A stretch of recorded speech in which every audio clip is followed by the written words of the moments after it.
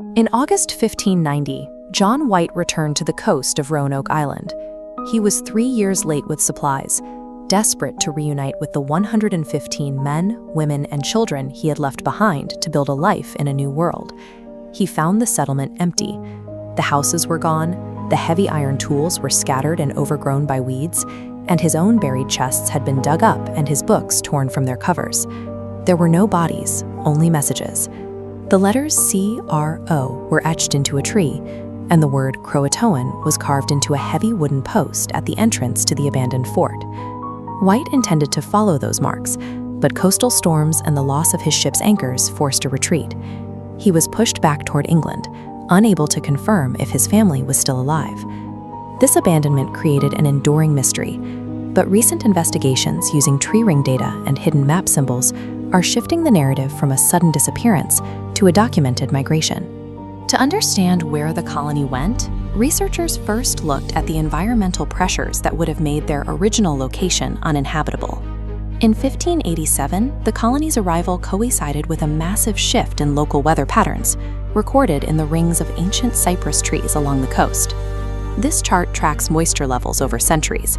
It shows a massive plunge between 1587 and 1589, identifying the most severe drought the region had seen in 800 years. Crops would have failed almost immediately. For 100 people living on a small island, this meant the rapid onset of famine. Tensions with local tribes made the situation even more precarious. An earlier English military group had burned villages and killed a local chief, leaving these new settlers isolated and surrounded by people who viewed them as a threat. The combination of a historic famine and a hostile landscape meant that staying on Roanoke was no longer a viable strategy for survival. A potential destination for the colony was recorded on John White's own 1585 wirecolor map of the North Carolina coast. In 2012, researchers analyzed the document and found a small paper patch layered over a specific section. Underneath that patch was a hidden symbol, a four-pointed star located exactly 50 miles inland at the head of the Albemarle Sound. This location matches the distance and direction the colonists were expected to travel if they moved into the mainland to establish a more permanent fort.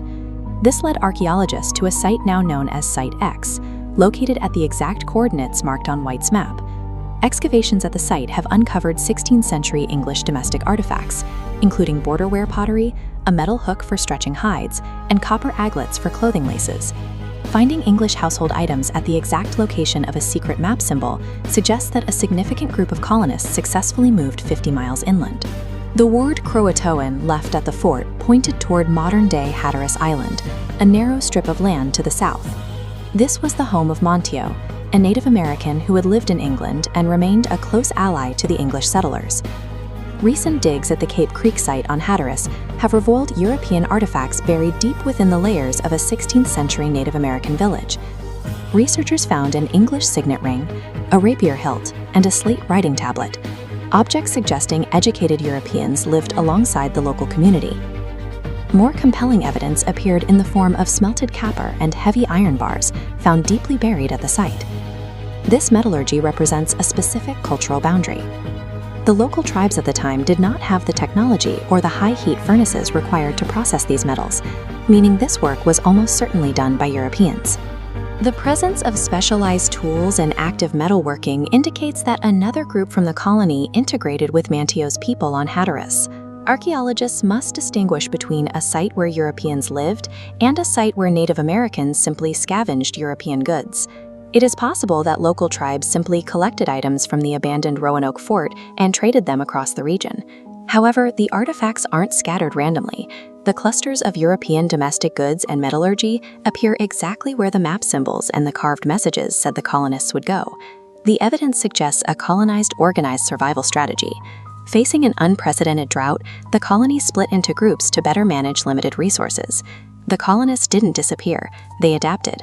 They abandoned their failing settlement and moved into the surrounding communities, permanently assimilating into the Native American societies that were better equipped to survive the landscape.